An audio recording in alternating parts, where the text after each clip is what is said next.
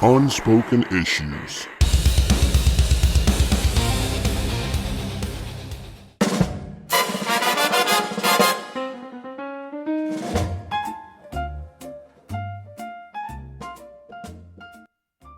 Before we dive into the action-packed chaos of G.I. Joe, A Real American Hero issues 108 through 115, let's take a moment to shine the spotlight on the incredible creative team that brought this era of storytelling to life. First up is the one and only Larry Hama, the mastermind behind G.I. Joe. Hama wrote almost the entire original Marvel run of G.I. Joe, from issue number 1 back in 1982 all the way to 155 in 1994. And then he picked right back up with IDW at issue 156 and didn't stop until issue 293 in 2022. But Joe fans aren't the only ones who know his work. Hama also had a major run on Wolverine, guiding Logan through some of his most defining solo stories between issues number 31 and number 118. He's also the guy behind the cult classic Man of the Ultimate Ninja, and a solid stretch of Generation X. Now, throughout this storyline, our pencils are handled by 3 artists, which each have some serious credits. Mark D. Bright, or M.D. Bright, drew issue 108, and if his name rings a bell, it should. He defined the look of Icon over at Milestone, had a stellar run on Iron Man, including the Stark Wars arc, and co-created Quantum and Woody. He also helped relaunch Green Lantern and the Emerald Dawn series. Most of the issues in this book, 109, 111, 112, 113, 114, and 115, were penciled by Joe Statema, a reliable workhorse of the early 90s. He worked across publishers from DC Manhunter to Malibu's The Solution. While he isn't as flashy as some big-name artists, his work on G.I. Joe during this run is rock solid. For issue 110, we get a guest penciler with big credentials, Ron Garney, go-to Marvel artist for decades. He's drawn Captain America, Daredevil, Ghost Rider, Hulk, Wolverine, you name it. If there's a character on the Marvel U who's brooding or punching something, Garney's probably drawn them at some point. Now, as for inkers, our inks for this arc were mainly handled by Randy Emberlin. This guy inked 5 of these 8 issues, and is best known for his long stint on Amazing Spider-Man during the 90s, including milestone stories like Maximum Carnage. He also had key runs on Doctor Strange and Dark Horse's Ghost. Timothy DeZahn, who helped ink issue number 109, brings his own Marvel cred, especially from Avengers West Coast. He inked most of the series' final stretch there. He also did notable work on War Machine and Fantastic Four Unplugged. Fred Fredericks, who handled inks for issue 110, was actually Larry Hama's inker on Nth Man. He also brought his lines to Punisher War Journal and Silverhawks, rounding out the trio of inking talent. Our letter through all of these issues is Rick Parker. He holds it all together with clean, readable storytelling through word balloons and sound effects. Parker was a staple at Marvel during this era, and his work ensured that even during explosive firefights or ninja infiltration missions, the dialogue stayed sharp and the action clear. And finally, we've got our color master himself, Bob Sharen. If you've read a Marvel comic from the late 70s through the mid-90s, chances are you've seen Sharen's work. He was the definitive colorist on Spider-Man books for 2 decades, and his fingerprints are all over Iron Man, Alpha Flight, Captain America, and of course, G.I. Joe. He started coloring the series with issue number 2 and stayed with it almost to the end.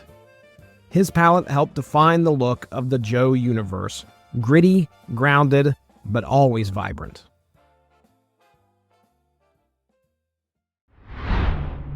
All right. Getting in our next 4, which is issues 112 through 115, our creative team stays the same throughout all of these issues. Writer Larry Hama, penciled by John Statema, inked by Randy Emerlin, lettered by Rick L. Parker, and colored by Bob Sharen. You were mentioning the covers there, Dean. Lee Weeks, our first cover artist on issue 108 was Brian Hitch, I think, and then Lee Weeks does issues 109 through 112. Andy Kubert does 113 and 114. And then Ron Wagner does 115. That's your cover artist. Ron Wagner. All right, that's a good cover. Yep. Yeah, and in addition to covers, each one of the issues has a Marvel handbook style page with pinups, and these things are beautiful. The Scarlet one is by Adam Hughes, of all people. Like, there's some really good standalone artwork in the back of this stuff. You're really getting a wide range of great talent, some of them very early in their career. And on the dry side, there's some profiles. Well, one of the things I appreciate the profiles, the one thing that I liked the most was like, hey, here's a little history. Would you like to learn what issues to go check out that are some important events that happened in this person's past? And he'd have like, okay, an issue, whatever, Scarlet gets put in a coma or whatever. And I thought, wow, if you did want to learn about a little bit of Joe's history and you had access to those issues, then here's a little guide for you up to that point. I thought that was really cool. Yeah, it's a good point there, Darry. That is a nice addition to the comic. I did not read the profiles, though, and that kills me because I always think that there's probably something fun hidden in all that text, and I'm not reading it. I've read them before. They're really good. Just a recap of what's going on. It's really good for new readers. At that time, G.I. Joe's still on the air. It's into this last season. So this is still probably being picked up on the newsstand, and you want to catch somebody up as quickly as you can. Hey, here's what Snake Eyes has been up to. Right. Of course, if you were watching that one's got a lot more with Ambush and Topside and Bullhorn, different guys. If you pick this up, you're like, why is this all about Snake Eyes? He's barely even shows up anymore. Right.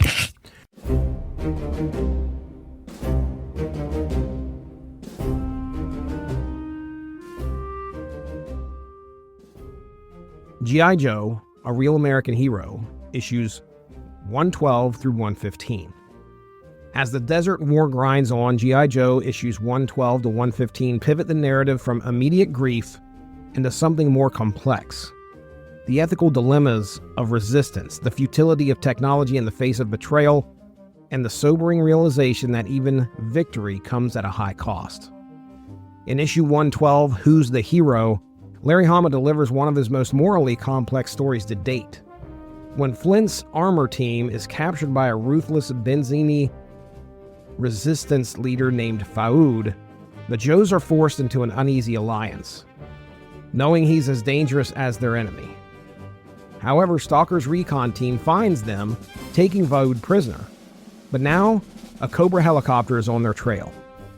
Among Stalker's team is Cool Breeze, a green recruit desperate to prove himself. After an early blunder, he seizes an opportunity to act heroically, diverting the Cobra helicopter to avoid an ambush. It works, but Faoud, sensing a desperate opportunity, murders him in front of the Joes. Snake Eyes executes Faoud on the spot. The story ends with the solemn empty boot ceremony posthumously declaring Cool Breeze a real American hero. His sacrifice is poignant, and his arc, clumsy, brave, and ultimately tragic, serves as a brutal microcosm of the entire campaign. Then comes issue 113, Previous Agreement, an explosive chapter both literally and figuratively. While issue 109 wiped out core Joes from the original 1982 lineup, this issue eliminates the late 80s tech brigade, Battle Force 2000. The Emir of Benzheen, more interested in protecting his oil than his people, cuts a $500 million deal with Cobra Commander to spare his facilities. Cobra says the deal is done, but they decide to blow up the oil tanks anyway, knowing that's where Battle Force 2000 is staging. The Inferno consumes Avalanche, Blaster, Blocker, Knockdown Maverick, and DJ. Only Dodger survives. Hama makes a clear statement. High-tech vehicles, cutting-edge gear offer no protection against a scorched earth betrayal. Meanwhile, on the ground, Recon Team Bravo faces its own heartbreak. In a moment of selfless bravery, Sneak Peek dies while trying to save a child from a Ranger Viper trap. Dusty carries his friend back to base, unaware that Sneak Peek had been dead for hours. The Joes are left with ashes, memories, and loss. Issues 114 and 115 shift the lens from battlefield trauma to the precision of technological warfare. In issue 114, Metalhead, we meet Cobra's newest anti-armor specialist. A gleeful, destructive lunatic equipped with targeting tech, Metalhead turns the battlefield into a testing ground for explosive chaos. decimating the Joes' armor divisions with giddy precision. Meanwhile, on Cobra Island, a mystery unearths itself. Vipers excavating a sunken freighter uncover the decayed remains of 9 Cobra traitors. But Zartan and Billy, Cobra Commander's son, their bodies are missing. The implication is clear. Escape and maybe revenge is coming. Finally, in issue number 115, Counting Coup, the Joes plan a surgical strike. Hawk suspects Cobra's alliance with the Emir is deeper than politics. It's manipulation. Ghost Rider and Slipstream pilot a stealth jet on a high-risk recon mission to provoke Cobra Commander into launching a fire bat. The tactic works. Chaos ensues, the Emir's pact with Cobra collapses, and the Joe team walks away with a strategic win. But it doesn't feel like victory. The title, Counting Coup, invokes a Native American tradition of demonstrating bravery by touching, not killing, the enemy. It's an elegant metaphor for the Joes' mission, destabilize without destroying. They succeed, but at a cost. Their plane is wrecked. Their team has been gutted. The dead remain, and the geopolitical map remains untouched. All right. Speaking of staggering costs, I find the most unbelievable thing about G.I. Joe and Cobra is like Cobra's got like, at one point, they're like, peel off a couple helicopters and 2 HISS tanks and a maggot to go do this. Those things cost like $10 million a piece. How could you possibly afford this? And they're like, oh, we're a ragtag terrorist. You're not a ragtag terrorist, man. You got lots of money. Why don't you just go have lots of money? Yeah. It's like Cobra Commander's like, I want to take over the world. You've got $97 billion. You've got the world in your hands as it is. How much more could you take it over? I got a list of favorite Dean Compton quotes, and one of them is "Go be rich." Just go be rich. Just go be rich. Go be rich. That's good stuff. Darry, I'll start with you here, man. You got any thoughts on our final 4 issues here? My main thing is that I got to the end of this, and I was excited to see Metalhead. I had no idea that he was in the comic. I remember him from the show, and I remember that he was this huge deal in the last season or whatever, and he had missiles that he could just fire from like his hands and feet, and I was like, this is great. This is the coolest thing I've ever seen in my entire life. Again, I was a child. So see him show up here, I'm trying to picture the process, right? Like, does Hama go outside to collect the mail, and there is a box sitting there, and it's just like, here are the new toys, put these in the book no matter what. And it's just like, it's funny to see him, because it's like, oh man, this, you could see it on the show. You could go get the book, and it's that corporate synergy. And then you go out and you buy the figure. That's good stuff. That's the idea. With Metalhead too, like in the toys, he's an Iron Grenadier. He's not a member of Cobra. I thought that was interesting. Oh, okay. He's hanging out with Roddy Piper and who Voltar. else? Who? Yeah, there we go. All right. Destro. Oh man. I was taking a look to see Cool Breeze's first and last appearance, if it was within an issue or two. It had to have been. This is a very new character. And yeah, back in the 90s, I don't know if I was talking as cool as Cool Breeze was. So who could have been? Who could have been? You could not. Yeah, he doesn't have a figure. Yeah. I was going to say, I think Born to Die. Unfortunate. Although, again, this arc, there's no mercy on some of these people. You meet them, and do you like them? Well, there's a very good possibility that they're going to die. But there had to have been. You know, Dean mentioned this before with some of the minor characters being killed off. There had to have been a conversation with Hasbro, because like I don't care how long Hama had been on the book.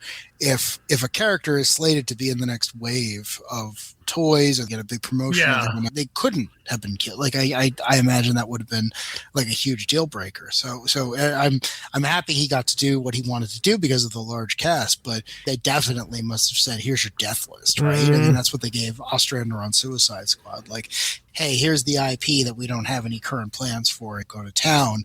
It had to have been the case. And a guy like Cool Breeze who had no figure and no figure planned, it's like, oh, great. Well, do whatever you want with him. He's not a profit motivator. characters. Right.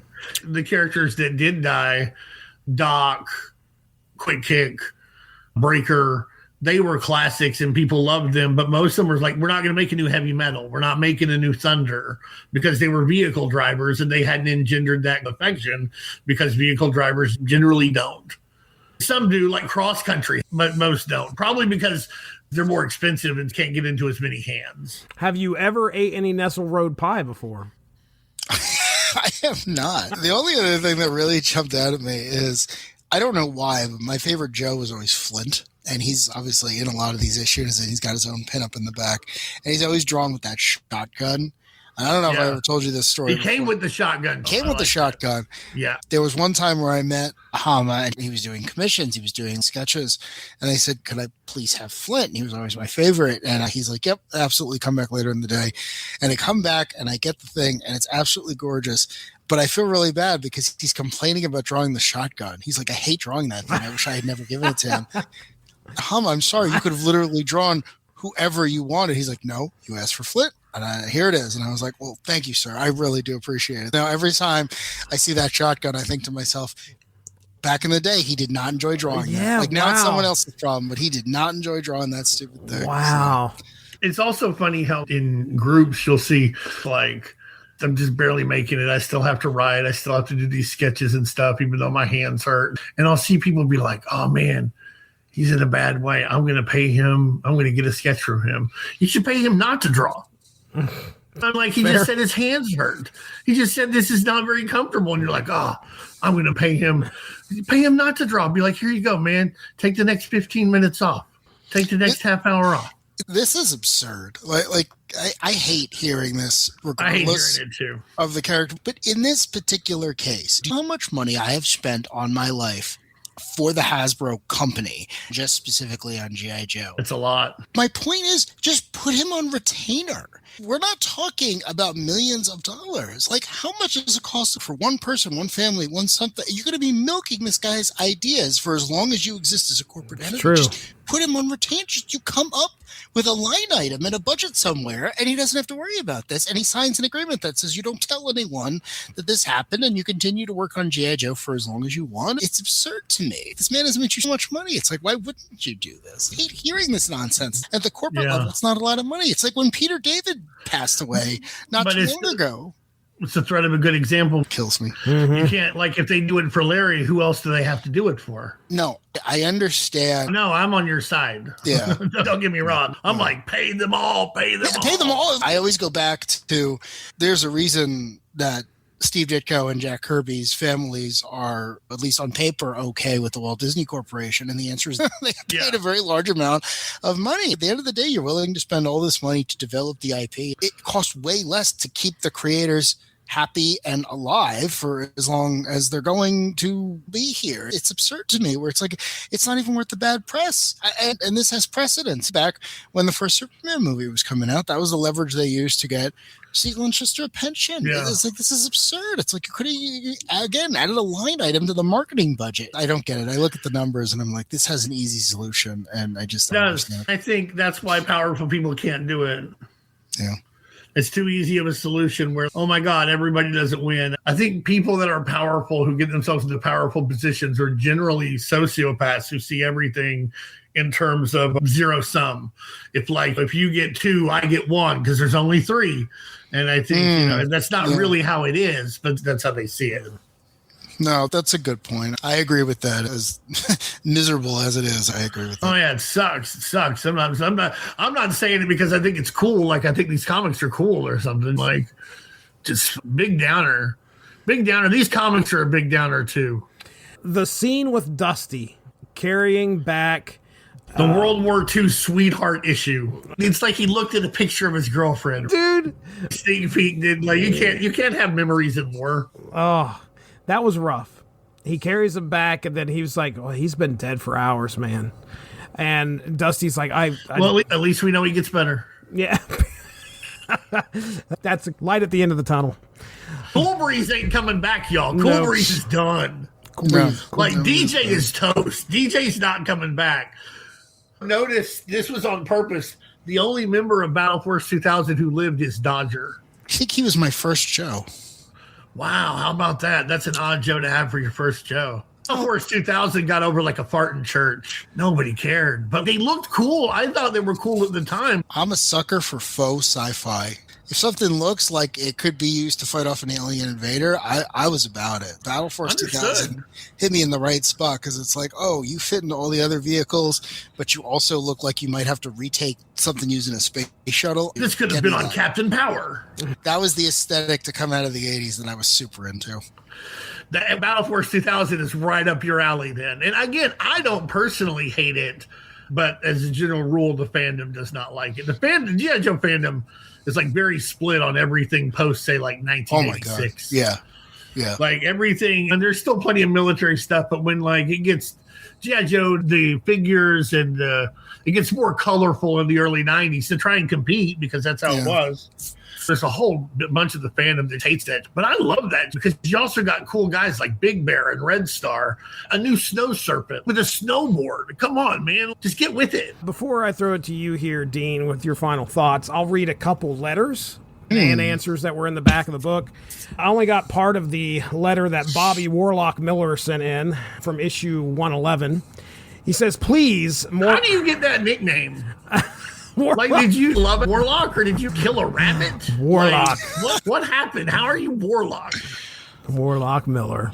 Do you think he just did that himself? Like, I think he just did that himself. Nobody calls that. No one has ever said that to him out loud. That was Billy the Warlock. Yeah. Like, a Billy Warlock. Billy. Go on with this letter. Bobby Warlock. Bobby Warlock. Bobby, let me get this. Billy Warlock is Scarlet Witch's kid. It's Adam Warlock's overbearing father. All right. You should have been better. Please, more info on the G.I. Joe movie. Maybe Jean-Claude Van Damme as Snake Eyes or Louis Gossett Jr. as Roadblock with fake muscles. Keep up the back to the basic stuff, please. Thanks for the great 8 years. Louis Gossett wasn't big enough for this guy? Until the Baroness gets a perm, make mine Marvel. All right, I clipped off part A of this, which was a question about Quinn. If anybody is a G.I. Joe fan or read the comics, you might remember from the early issues, Quinn was a villain, I think. Anyway, Quinn is dead. He's dead and he's not coming back. Quinn is dead for good. This is a response, by the way. I know that I have said that before about other characters that I have forced to resurrect in one way or another, but I draw the line at Quinn. He's out on that mystic ice sea somewhere hunting with bear spirits and watching out for the weasel. As far as the live-action movie goes, all I can tell you is that in the only version of the script I read, Snake Eyes and Roadblock didn't even show up. Go figure. I've got to ask, do you guys remember any buzz about a live-action G.I. Joe movie in the 90s? No, I would have been too separated from the fandom at this point. I liked the comic and I was getting the figures, but I wouldn't have had any idea. But why would you not have Snake Eyes and Roadblock in it? That's wild. I need to know more about this script. I'm sure there's plenty of information. There's got to be something out there. And who wrote it or what the plans were for it. According to this, it exists. Can I throw out a hot take? Do it. Let's hear it. Better be scalding. Snake Eyes is a terrible character. Okay. Yeah. My God. We're just leaving it there. I never like the toy is cool because he's got the full face mask. He's a ninja. He's got all the accessories and everything else. But it's like you could only take the mute superhero, super soldier, whatever you want to call it, far before it's just like, I can't stand this. I need a little bit more. I understand he's troubled and he's tortured and everything else, but it's like every time I come back to him, I'm like, you are one of, if not the least interesting character in this entire roster. It always blows my mind looking back how big he was at the face. Yeah, he was huge. I probably started getting my first G.I. Joes in 85 or 86. I definitely fell for Snake Eyes. I was like, damn, I got to get me a Snake Eyes figure at some point, and never did. I can remember my buddy... They came out with several of them, too. At some point, I should have got one. Instead, I do remember the few Storm Shadows that I had. I guess I thought he was cooler. But regardless... That's my thing. I think Snake Eyes is cool. I think Snake Eyes is a good character. But I like Storm Shadow more. And like, I love it's funny Storm because Shadow. on this...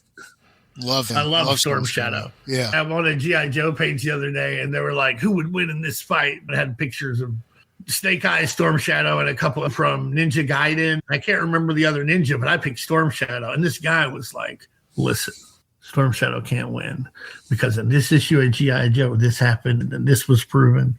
And you come down to this other thing. In the end, Storm Shadow's already lost. Snake Eyes would beat him. And I told him, well, it's all fake. I picked Storm Shadow because I like Storm Shadow more. And he did not respond. I think this blew his mind that I picked the guy I liked more. None of this goddamn continuity mattered. No. Storm Shadow has a really good arc, too. He's conflicted. He's seeking revenge. He's got to learn things about himself. He's on both sides. He's got the cool white costume, which you don't expect. That costume. Oh, he's great. Plus, like, Storm Shadow. Those are two words I come to think of when I come with a ninja. With the Snake Eyes thing, it's like, first of all, I can't see your eyes. You wear a stupid visor. And second of all, what are your dice, right? That's the big joke. Like, it's like, come on, stop it. No wonder you and Scarlet don't get together in the end. Wow. That's a very hot take. Very hot take. You're also leaving out that Snake Eyes has an Uzi, which I really like. Oh, yeah, right. I apologize. And a wolf. Oh, that's Timber. Does have a wolf. I forgot about Timber. Yeah. I'm sorry, guys. Liar. You still think he's overrated. Can I say that I am a sucker for an animal sidekick? I was obsessed with Spirit because he had the hawk. I'm a sucker for an animal sidekick. Law and Order, the whole thing. I was going to say it was fun to see Law and Order in this one because they were doing their police stuff. Stop. I missed Law and Order, and they were in the first issue. Law and Order, they canvassed the neighborhood. Do you remember when the girl wants an American hamburger and one from the doggy too? Yes. Oh my gosh, I can't believe I missed that. I had those figures. He had the little white MP helmet, if I remember correctly. Yeah, he's MP. Yeah. Can you imagine having to be the MP of the Joes, like heavy duty and rock and roll, decide that they drink too much and got to be escorted back from the base? Here comes Law and Order. They don't take any shit from anybody. You got to respect them. Oh my gosh, that would be bad. Law and Order were also big fans of the First Amendment. I feel like there's a tier list in me of G.I. Joe pet sidekicks that's got to happen at some point. That's really eating me. Because the most underrated is probably Spearhead and Max. He's a bobcat. Okay. Oh man, I don't even remember that one. I thought you were going to say Crocmaster. That was what I was going with. That's probably number 2 for me, at least, is Crocmasters. Let's see. Number 1 for me is Law and Order. Then I like Snake Eyes and Timber. Let's see, number 3, that's where it gets hard. I guess Mutton Junkyard. Wasn't there a Cobra named Condor or Raptor Man or something like that? Raptor is his name, and he has birds, but I don't think he has just one bird. He's a falconer. Okay. He used to be an accountant, but then he got caught poaching on Destro's land. Naturally, he joined Cobra. This man had a weekend to write 555 file cards. I think he did very well. I'm along for the ride. It's a wild ride, but I am fucking on it until the end. I love Raptor. You are never bored as a G.I. Joe fan because there's always something else to look at for a 3D scan. There's always a character you've never heard of. Like, you think something about that character. Right. And then you actually read their profile, and it's like, they're from a place you've never heard of, or they have a background. Like, the only one, the profession we really know about is Roadblock. He's always talking about cooking, but they all have that. Every file card mentions something they would be doing if they weren't the greatest in their field and were required to stop Cobra. It's beautiful. There's always more stuff to pull out, and I love it. One of my favorite things on the back of a file card is Gung Ho talking about Copperhead, where he said he's got a heart full of gimme and a mouth full of much obliged. Oh, shoot. I've got one more letter here I'll read. Which, if I don't say this note, I'm going to forget about it. Who's this from? Johnny Witch? I forgot about, like, at the end, in the final issue, they're flying the stealth plane down with the traffic. There's a guy in a van that looks over, and there's the stealth plane flying beside him. I was like, that's pretty skillful. The pilot, whose code name, by the way, is Ghost Rider. That's why they don't say it in the books. The pilot's very good. Well, obviously, Captain Jeffries. Okay, all right, last letter for me, and then I'll let you guys have your last word here. Dear Larry, by the way, Justin Vala, no nickname here. We can make a nickname up if we want to, but no nickname. Dear Larry, I remember writing to you about 3 years ago telling you how much I grew out of G.I. Joe. It wasn't because I got older, it was because the characterization was poor, except for a few ninjas I hated with a passion. But I stuck with it. and I'm glad I did. I've always felt that there were just too many characters in this magazine ever since the third or fourth year. No characters ever got explored anymore. Well, it looks as if things changed. 7 Joes already killed. Between them, they had combined appearances of about 12 issues. I won't miss any of them, except one. Breaker was his code name. He'd been with the Joes since issue number 1 and sort of fell off the face of the earth around the second year, but he's the one I'll miss the most. The younger readers won't remember him, but I will. Issues 3 and 5 are why. Breaker was one of the 3 Musketeers. He was 1/3 of the Breaker Clutch Steeler combination that I felt was the best team in comics. I'll never forget the time they had to fight their way out of the original pit, or when they had to lose a tank in Central Park. Those were 2 of the best G.I. Joes ever. Clutch has always been my favorite Joe, but he was always at his best with Breaker and Steeler around. I'll miss that team.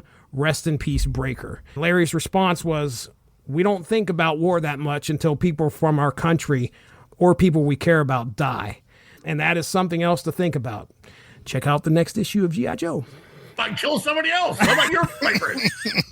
I'm glad you told me who they were. They're up next. Larry Hama is house already waiting for you to go to sleep. That was one of I thought this would be, the letters page had a few letters that were obviously from people that were shocked and upset by what had transpired in this Benzheen war and some of these Joes that were lost. That was probably one of the best letters I had seen that was written explaining their attachment to him and Larry's response. But it's like the Saw Viper said when he got meta. He's like, it's been 9 years. I killed more of the Joes than your whole force. Like, again, forces you spent what had to have been tens and hundreds of millions of dollars on. Yeah. Like a Terrordrome has to cost $100 million. Oh, yeah. Absolutely. Dean, I'll give you the floor here, man. You got any notes, your last words? What are you thinking? Well, I think that, I don't know, it's one of those things where I recommend it, but it's heavy-handed. Also, I feel like parts of it are anticlimactic. The way they deal with the Saw Viper happens off panel and they just throw the machine gun down. It should have been Duke that dealt with him, but I think we're supposed to learn that war doesn't have neat unfolded story packages for you. All in all, it's a really good few issues. Also underrated, but you get to see a lot of the contemporary G.I. Joe lineup at the time, the Battle Bunker, the Cobra Rage.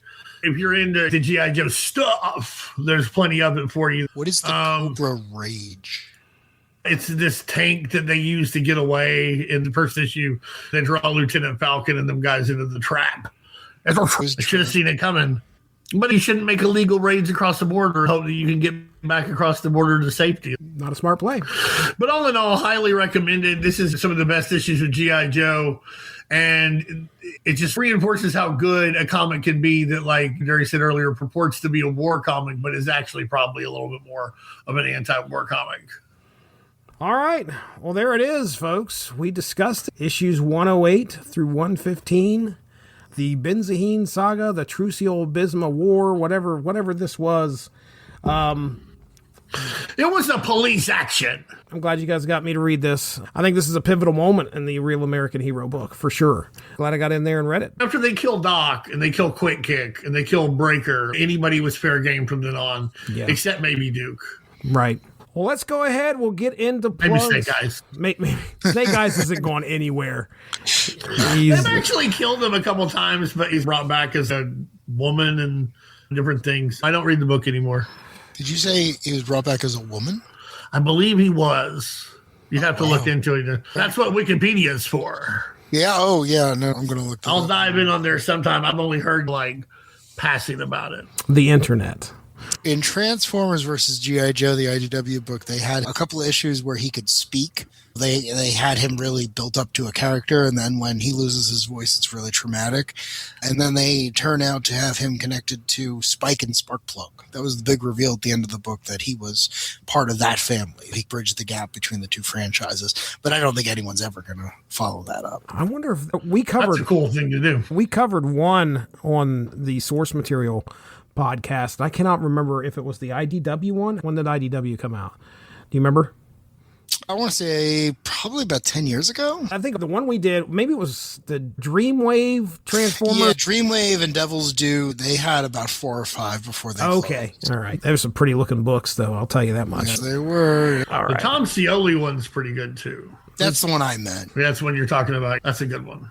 All right, boys. It's been a year since we've had a chance to sit down and talk comics. We talked comic book cards at one point when we had our discussion about our favorite Series 2. Was it Marvel Series 2 cards? Marvel Series Yeah. 2, yep. Yeah. That was the last time we had a chance to get together and talk comics or comic book related stuff. It was good to have you guys back on here, number one. Number two, I guess we'll go ahead and get into plugs. Dean Compton, I think you still are associated in some way to this Facebook thing called the Unspoken Decade. Why don't you tell everybody Still about talking 90s comics. Yeah. That's me, baby, right there. Singing for you. Still talking 90s comics, the unspokendecade.com and Unspoken Decade at Facebook and on Blue Sky as well. Check us out. it. Yeah, we got the followers keep following. It keeps going up. I wish I could figure out a way to make money off of them. The 25,000 followers, I should be making money. Like Uncle Scrooge money. I love watching people. I still get the notifications of when people share stuff, and I'm just like, man, people love this. People love it. It's a timeless era that has to be celebrated for eternity. That's right. Agreed. I have a few shows here on the Source Material Comics podcast feed. We have the Unspoken Issues podcast right here where we talk 90s comics all the time. We just recently had a discussion on Darkness Batman. So me and Chris Armstrong got together and talked about a Top Cow DC comic crossover, and that was a lot of fun. The void in my comic book knowledge. I don't know shit about like Witchblade and the Darkness. The and Darkness, stuff. I'm right there with you. Oh, one of the best books of all time, man. I learned a lot about, is it Jackie Estacado and... Yeah, Garth Ennis, Mark Silvestri. There's some great guys. There's farce, there's comedy, there's supernatural, there's crime stuff. It's a great book. Well, hey, you can check out the crossover, which I'll tell you right now. Actually, it is a pivotal moment from what I understand, that crossover actually meant It's something. important to the ongoing Darkness saga. Right. There's a point in the book where you get to it and it says, go read the crossover, and then it has no effect on Batman whatsoever. But when you come back the next month to the Darkness, I wouldn't say it's the climax of the series, but it's incredibly significant. Everything after that point until the book ends, it follows from that point. It's very important. If you were reading it today, there's absolutely no way you could skip that, but I don't even know if anyone can read Right? That's what we were thinking. that was the same way in the Spawn one. I don't know if you guys remember, but when Batman met Spawn, one of them is incredibly significant. In Spawn's ongoing book, he has to constantly reference this fight he had with the Batman, but he can't say the Batman. So he's just like, I went to that other city, I had this thing, and we can't talk about it, but it had significant impact on me. Punisher, Batman. They would talk about Punisher for a little bit, and like actually do name Jigsaw at one point, but they're like the Skull Vigilante. That's the Like it did have a little impact though on Batman. Yeah. Check that out. That dropped last week. The Source Material Comics podcast where we talk about comics of any era. material. That's right, baby. You can check out me and Mark Radulich. The one that just dropped was our discussion on Multiple Man, which was oh my goodness, same guy. I always continue to forget his name. Same dude that wrote Joker Presents a Puzzle Box. He also, Matthew Rosenberg, he also did a Multiple Man miniseries. And there's time travel involved, which, of course, thumbs up there. I was having a good time reading that. It was all sorts of craziness, very convoluted. And at the very end, everything gets tied up in a nice bow, I guess. If you're interested in a fun, confusing story, listen to me and Mark Radulich try and make some sense of it and go read the book. And then, of course, the Snap Material podcast, where myself and Evan Bevins get together and talk Marvel Snap. If you play Marvel Snap on your mobile device, we got a podcast for you right here on the Source Material Comics feed. It's been fun, guys. We're going to do it again pretty soon. With that being said, that's Dean Compton. Over there's Darry Waite. We're out of here.